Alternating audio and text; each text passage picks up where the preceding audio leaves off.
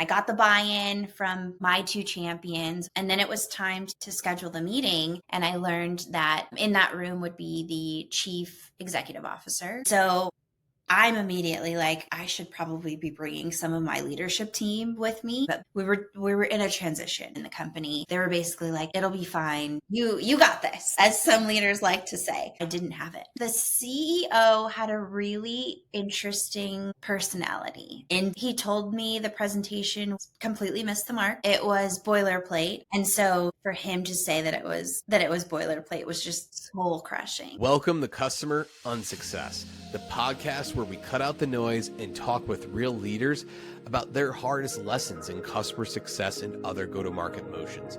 I'm your host, Joe DeGrande, and in each episode, we're going to unpack real challenges from real leaders, failed tech implementations, a strategy that didn't yield results, or difficult customers. But more importantly, we're going to take those lessons learned and share them with you so that way you can avoid those same mistakes with your team. So if you're in customer success, sales, or other go-to-market motions, stick around to hear from the best. Now let's dig into it. On this week's episode of Customer Unsuccess, we're joined by Tiffany Parks, a senior CSM at User Interviews. She's also worked at companies like Braze and Qualia. She tells a story where she jumped from a mid-market to strategic CSM, all while her VP mentor quit months into the role, and then is sent to Dallas to pitch a room full of C-level executives by herself on a loyalty program. Let's just say the CEO had some choice words. Really enjoyed this conversation. I hope you do too. Now let's dive in. Should we kick this off? Yeah, let's do it. All right. Awesome. Well, thanks so much for coming on the show, Tiffany. Yeah, happy to be here. Awesome. Good stuff. Well, Tiffany, those of you who don't know Tiffany Parks, she's a senior customer success manager at User Interviews. She has a wealth of experience in customer success. So we have another individual contributor. I always like bringing from leaders, ICs, especially ICs, because you guys are on the front lines and you're in the trenches and you see, one, obviously how customers are behaving, what their needs are, and obviously the challenges there. But I'm excited for our conversation. Yeah, me too.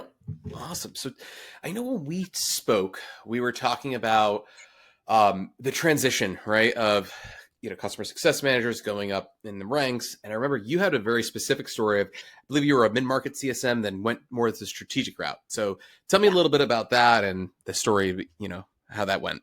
Yeah, absolutely. Actually recently did a LinkedIn post on the jump from mid-market to either enterprise or strategic, based on how the segments are at your company. But for me, I found that jump to be really the most challenging. For a couple of reasons. I think one, because I made the jump through transitioning companies.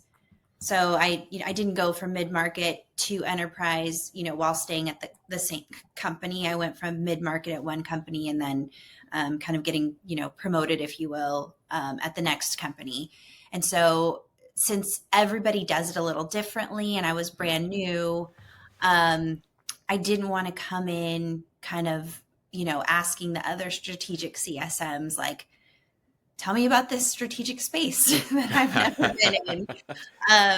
I think I had imposter syndrome already. So that was definitely a challenge, but there was a VP of customer success at the new company who really believed in me and, positioned herself as a mentor, and I felt more confident that she would be there. And as it turns out, about, I think, 6 weeks into my tenure at the new company, she left. And then I think about 2 months after that, the manager of customer success left. And so we were then reporting directly to the chief revenue officer, which in retrospect, like, we could probably have a totally separate podcast and topic on how it changes your role as a CSM when success reports directly to a chief revenue officer versus operations or versus a true CSM leader. But at that point, I was so green to the strategic space that I really was just kind of flying blind. And they had hired me specifically to manage one particular international strategic customer that didn't end up working out. They didn't land that contract. So I got a bit of a hodgepodge of a portfolio, if you will. Um, one of which was a casual dining international chain. They did not have a chief marketing officer, and so I was working directly with two senior managers on the marketing team. But they, on their side, also were reporting directly to the CEO. So we each, I think, had unique kind of direct report challenges. And so at this company, I was tasked to develop a new loyalty program for them. They were coming off a previous vendor, new to the company that I was working with. And part of what I did as a strategic CSM was really analyze the data if they already have a loyalty program, see what's working, see what's not, and then put that information together along with best practices that I would see in the industry and from my other customers to say, based on your data and kind of where your company is today, this is the loyalty program that I would suggest. It's interesting because I would say with that particular casual dining restaurant, it's not necessarily one that I would frequent. It's probably one I frequented more in college. Just, as I've gotten older, I feel like I tend to go more towards like the QSR space or fine dining. I personally don't go into casual dining restaurants as much. So I wanted to like get into the headspace of, their frequent customers. So I went to a local chain restaurant just to kind of get an idea of, what a loyalty member would want. I also was really curious to see if the server prompted the conversation to ask like, are you part of our loyalty program? Things like that, because it really, sure. I would say like with a super successful loyalty program, making sure that operations is on the same page is so key. Like whenever you frequent a restaurant and it just becomes part of the natural conversation of, are you currently part of our program? Will you be using your loyalty account? Will you be using your rewards? Like the more you can get the operational team on board because they're the ones who are face to face with the customers, the more successful it is. Sure. So I had all of this knowledge and all of this data to look into. I spent probably 3 weeks like just toiling over this deck and coming up with what I felt was like a very tailored, custom, bespoke, deck just for this client. And I got the buy-in from, my two champions, which of course is something that I had learned was always very important. You don't want to go into a situation where it's brand new information to everybody. So got the buy-in from my two champions. And then it was time to schedule the meeting. And I learned that in that room would be the chief executive officer, the chief operating officer, these two senior managers, and then another, maybe the chief technical officer. So there's 3 C-levels, 2 senior managers, and myself.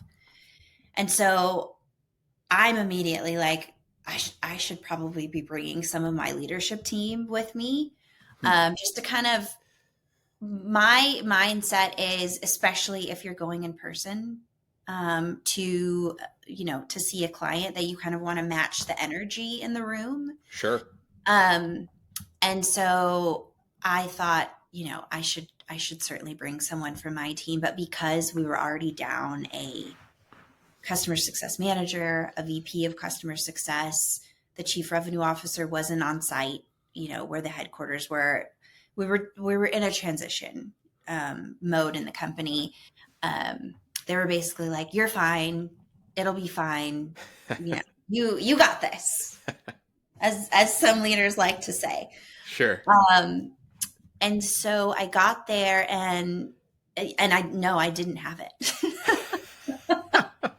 As I quickly found out. The CEO had a really interesting personality, I would say.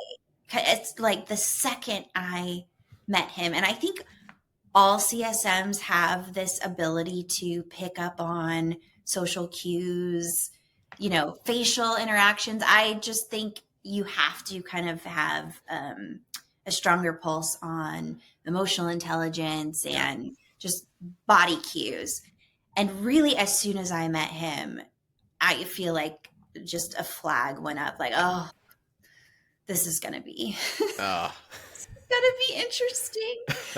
And it was. I did have a counterpart join me via Zoom to kind of okay.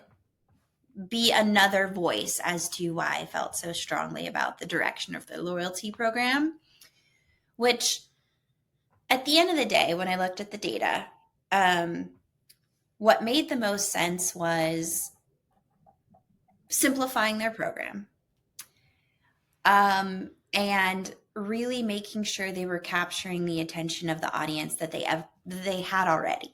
The casual dining space is, I would say, in my experience and my research, they're kind of trying to find out their niche, trying Right. to find out where they belong. Do they want to lean more into to go? Do they want like counters space to be able to serve the people who want quick? Like, I feel like we're heading into this environment where quick and healthy are like the buzzwords and really popular. And some of those more family oriented casual dining spaces that are more about cost, effectiveness, Sure. being able to get like a burger and fries and a drink for $6.99 or what have you. Like that audience to me has started to shrink. And so, of course, you don't want to go into a conversation with a CEO saying your audience is shrinking. Of course. And, people aren't as into this kind of space as they used to. So I went in saying, like, your loyalty program is currently pretty strong. I think what we can do is make it better by simplifying it, by making it easy to understand how your members can accrue points, by adding in the operational focus, making sure that, we're strategically aligned. And then I showed him the data, what some other clients that we were working with did, and it wasn't pretty. It was not pretty. He ripped me a new one in a way that I don't think I had ever experienced prior to that. He told me the presentation was completely missed the mark. It was boilerplate. I will never, ever forget him saying that. Because when you have worked on a bespoke deck for 3 weeks and, just like down to the color that you're using and the font and how things are situated and the story that you're telling with every slide, like, I feel like every CSM knows the detail that goes into presenting a deck to a C-level. Like, we analyze everything. Right. And so for him to say that it was boilerplate was just soul crushing. It's brutal. It's brutal. And Yeah. then I'm kind of looking to my senior managers in the room, like, we came up with this strategy together. I got buy-in from the team. We reviewed the data as a team, and they were dead silent. And I understood in that moment, okay, the culture here is that, they don't feel free to be open about how they feel and what they think about this program. Like, and so I certainly couldn't fault them for that, because Sure. when I leave and pack up my things, they've still got to deal with this person. They still have to report to them. But man, did I feel like I was left out to drown. That is brutal. Yeah. So this is actually really interesting because, a lot of guests come on, the show, and and we talk a lot of different stories on the technical side and getting very tactical and on strategy. It's Mhm. I don't want to say it's like point A to point B, but what you're bringing up is something that's a little bit different that we haven't talked about. It should be brought up when it's sales and CS. You personality types, right? Mm, And like as far as like, I'm curious, even to this day, I haven't really spoken to any CSMs that have talked about like a disc assessment, right? Have they mm. done one on themselves? And are they familiar and having, you mentioned EQ, right? Or emotional intelligence. How much is that baked into, their training, and as far as coaching, right? Yeah. So that's pretty interesting, right? I think like having that kind of self-awareness, and obviously in the moment, right? That's kind of the learning Totally. lesson. Unfortunately, the way it happened, it's definitely tough. But I feel like that might be, would you say that's like a pretty good takeaway? Or I'm like, Oh, yeah, absolutely. And you touch on something that I think is so important as a CSM, but I don't think any training is happening on it. hmm, And that is dealing with these kind of very different personalities. sure, In customer success, I think that our role probably deals with the most internal and external personalities, really, of maybe anybody in the company, apart from, the CEO, C levels, and things like that. But because you're working with, both clients and internal stakeholders, cross team collaboration, navigating navigating how to effectively communicate with all of those people, how to, like, the power of influence, right? right, You're trying to influence your product team. Oh my gosh, nobody ever really tells you yeah, how to do that effectively. Um, and then C levels, I think both your own, because they almost speak a different language true, that you're not typically accustomed to. So I would say your own internal C levels, but then external C levels, that's like completely different. But I have found that C levels and C levels tend to speak the same language. hmm, Um, and they respect each other. And sure, so matching that energy, um, I have found is so key and important, um, because it is part of navigating those different kind of personality types. And I would say even to become a C level, you typically have a certain kind of persona, a certain kind of um, just structure about you that nobody necessarily is gonna prep you for. And we oftentimes end up just kind of learning on our own and fumbling into those learning lessons. 100%. And I think the matching energy is an interesting one, because it's something that I think it's almost, I don't want to say it's assumed, right? But I think it just happens and people are just not, they don't catch it, right? I think maybe just some organizations, they, if you, especially in person meetings, you bring someone along, Right. multiple people, right? Like, but having it as an actual strategy, I think it's an interesting, like, I guess revelation. That's the word I'm Yeah. looking for, right? But I guess like going back to that particular story, I guess like tell me what would have been the perfect scenario, right? Like I guess like what would, if you envisioned it like Mhm. going actually well, what Yeah. would have that been? Like who would you have had essentially kind of as your partner in that particular instance? Yeah. I would say, I mean, it would have been fantastic to be able to bring my chief revenue officer with me. Sure. If I couldn't bring that person, the head of the loyalty program, Mm, to be able to support what I was saying, because they had been with the company for many, many years and right. had delivered, a ton of different loyalty programs to different clients. And so I think that they could have been a supportive voice to say, I hear what you're saying.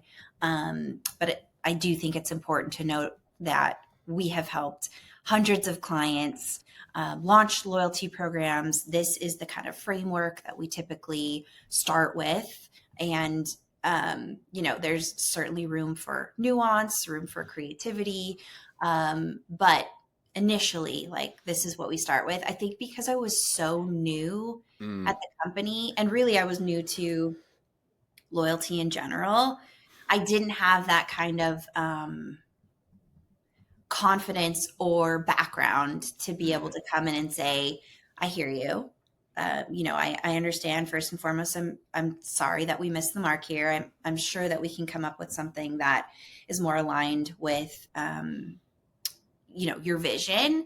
But I do want to say that I've been doing this for, 3-4 years. I've worked with your competitors in the space. I've worked Right. with, this many casual dining restaurants. So I really, really understand this space. And what I also understand are your customers, and what it is they're looking for. So just really to have anyone at my company who could have had that kind of background and knowledge. And Yeah. really, even if I couldn't have had the head of loyalty, even just another customer success manager, a senior Sure. who had been there for years, I think that also could have been super helpful.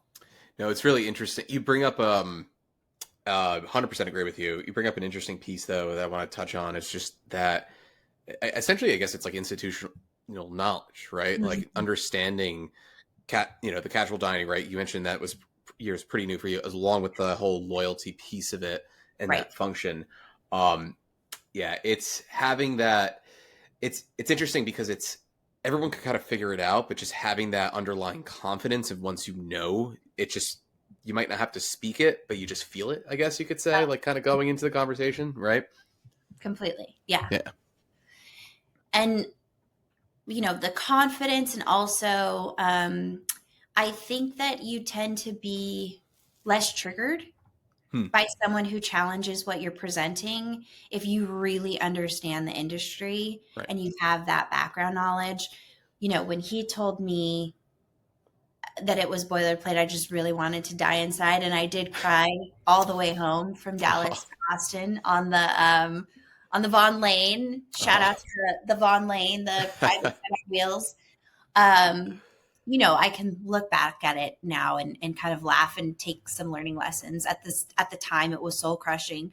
But if you do have that confidence and that historical knowledge, it doesn't sting as much Right. when you're being challenged by, someone who may have just more of a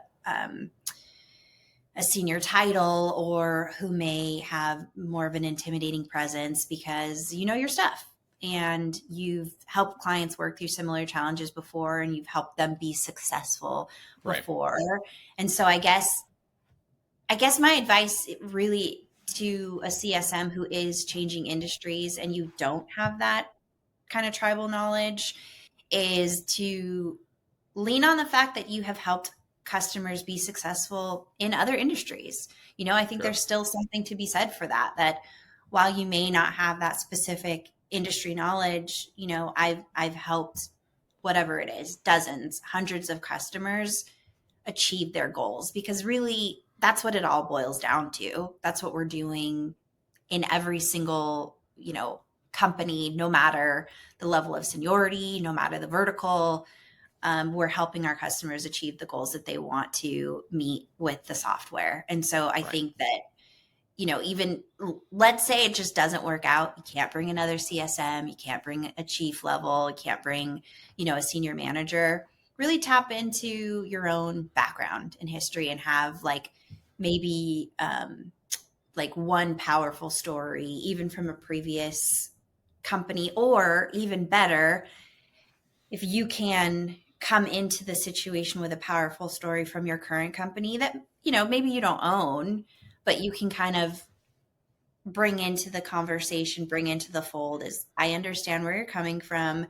We have helped over this many clients launch very successful loyalty programs, and this many were able to achieve their KPIs, so that you can almost kind of fake that tribal knowledge and industry knowledge. I think that's definitely something that I would have done, was come into that conversation with like a stronger overall background story.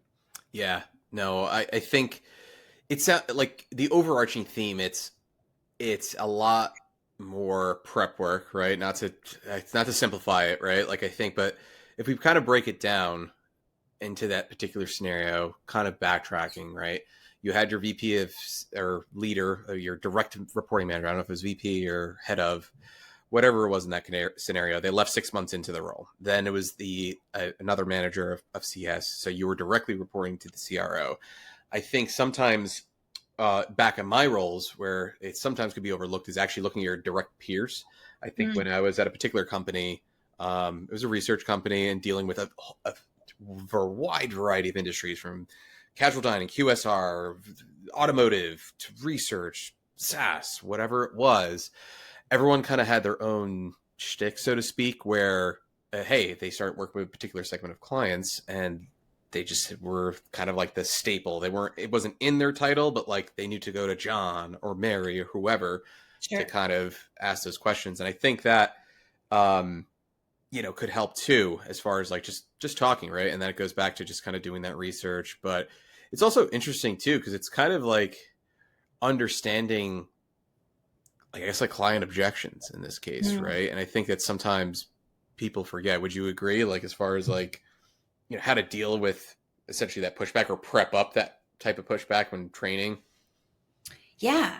Um, I think learning how to deal with, especially when you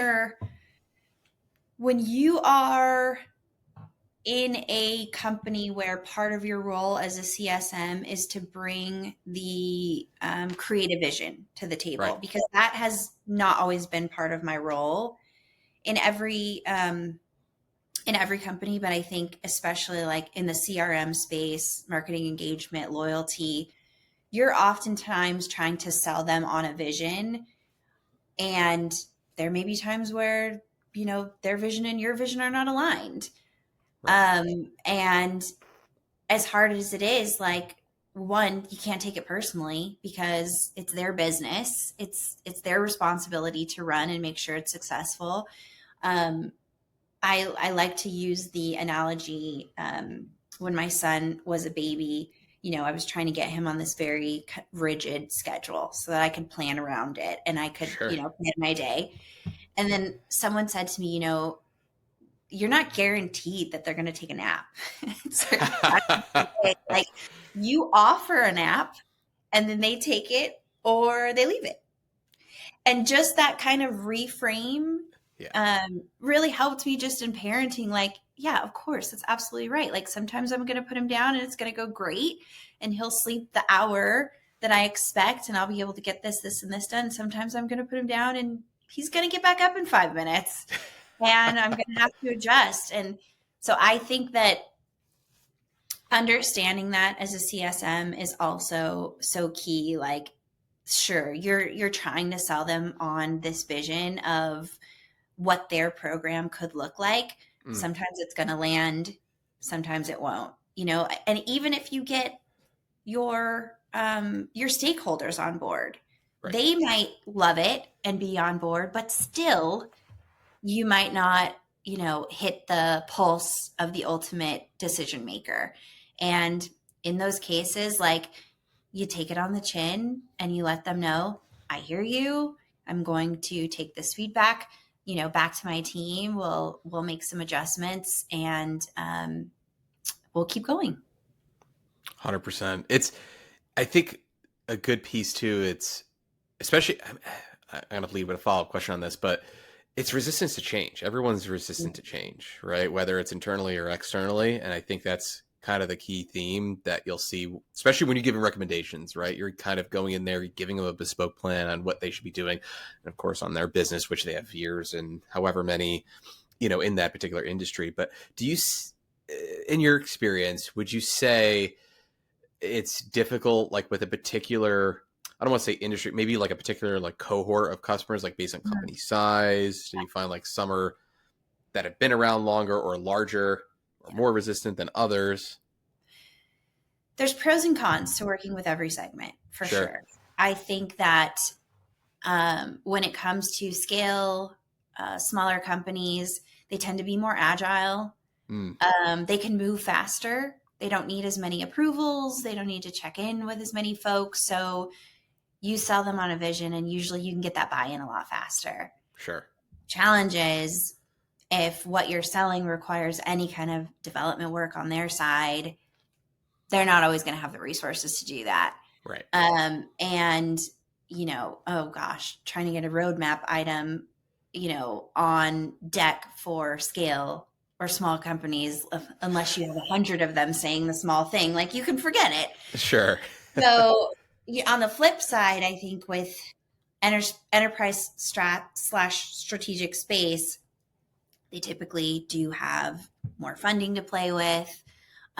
They may even have the technical resources to be able to achieve what it is you're trying to get buy-in on.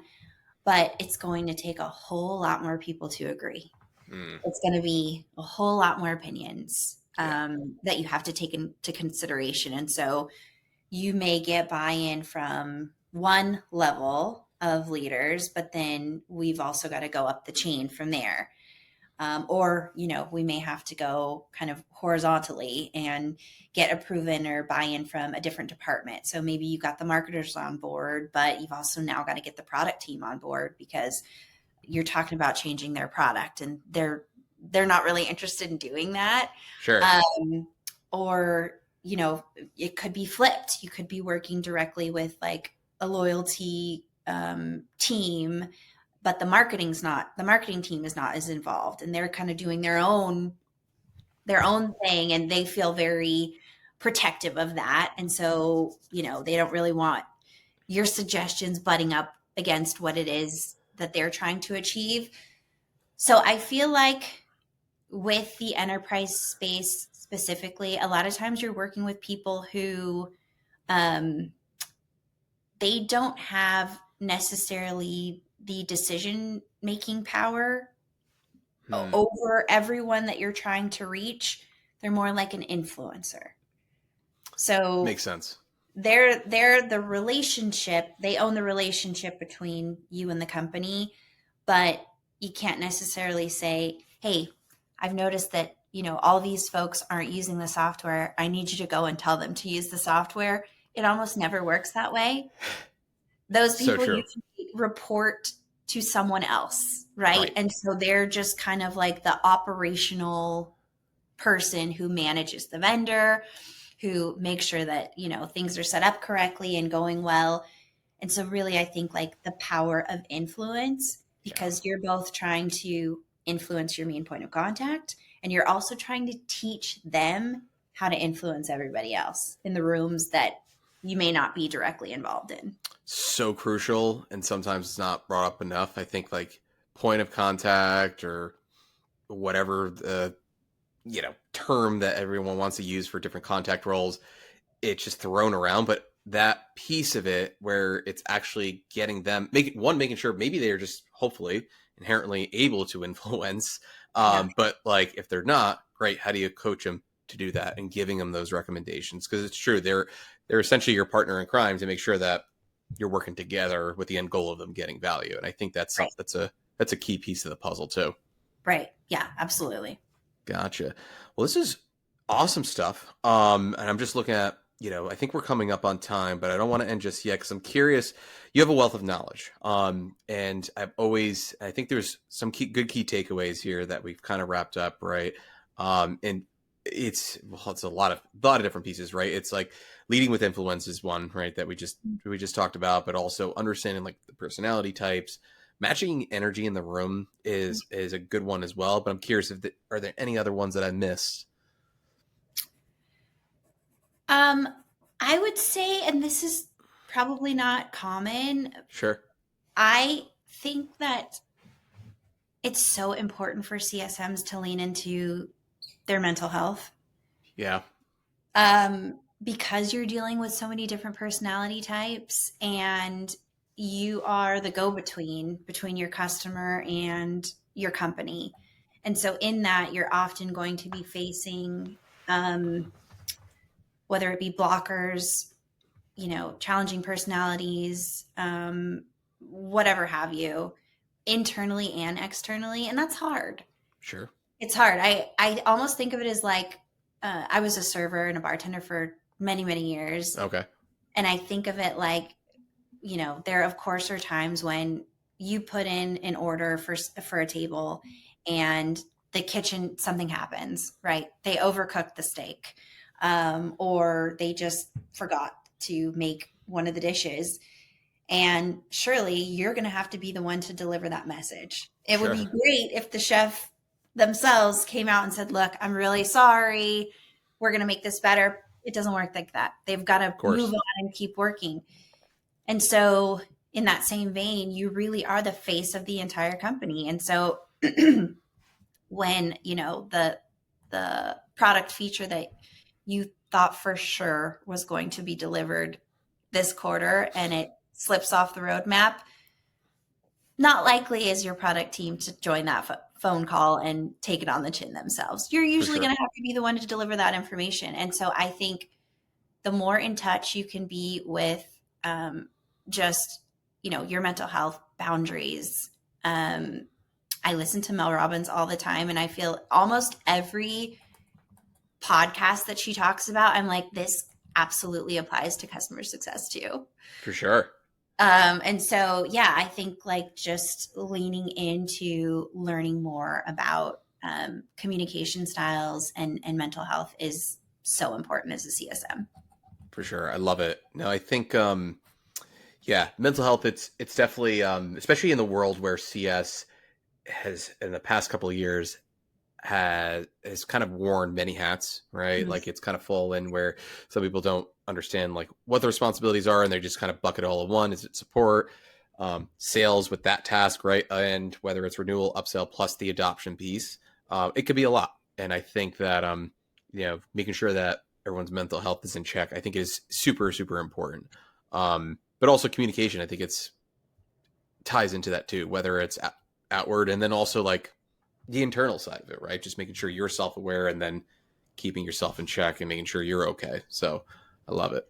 Yeah, absolutely. Good stuff. Well, you mentioned Mel Robbins, Yeah. and her podcast. I'm curious where else you go for your learnings. Like as far as I ask everybody on the show, like particular books, podcasts, a course. Yeah. I'm curious, what you recommend.